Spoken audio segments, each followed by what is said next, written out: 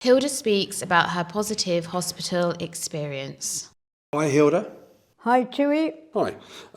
Hilda, could you tell us, please, about your recent experience when your support worker had to call an ambulance?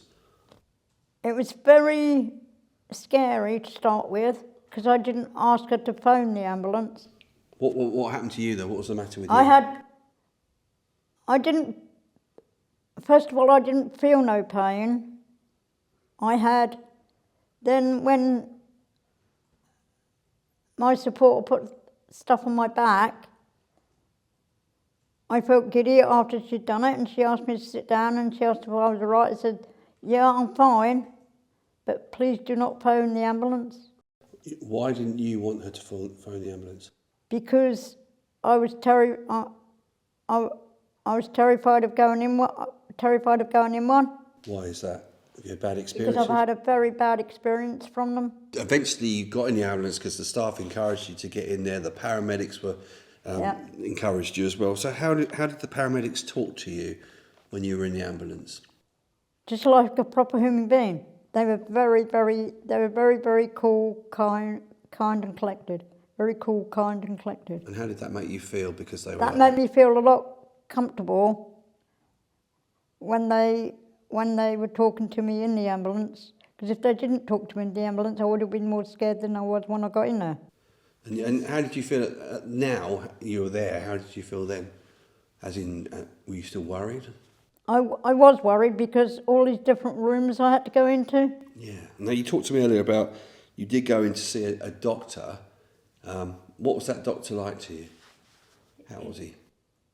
He was very calm, and he was very polite, and he was very understanding.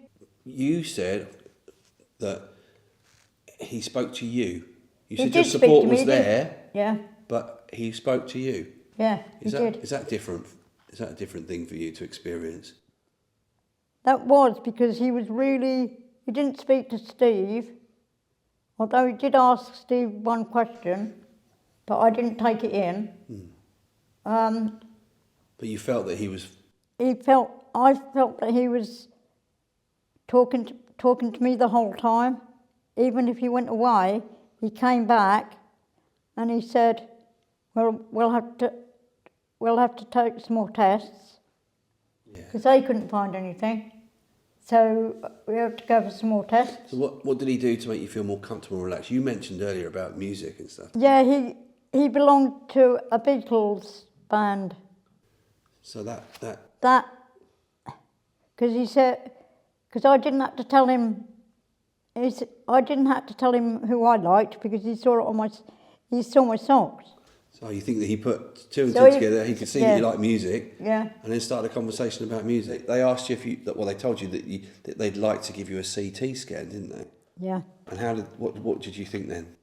Oh, when I went into that room too, it was absolutely scary. Yeah. It really was scary. But you did it? Yeah, I did it. And how did you do I that? knew in my mind that if anyone else had to go through that, they'd know, even though it's scary, I just told them to hurry up and get it over and done with. It sounds like you know a lot about it now, so they obviously told you about what they were doing. Yeah. That's good, isn't it? Because I did ask them, I said to them, what are you doing? And they just said, we're just going to put some dye into the needle and into your arm, so they could see on the scan when they look at your tummy. So would you say for anybody who works in health, doctors, paramedics, nurses, cleaners, I would say to them, do you think it's really good to ask, listen and do? just ask first, then listen, and then understand that person who's actually going through the same thing. Ask, listen and do.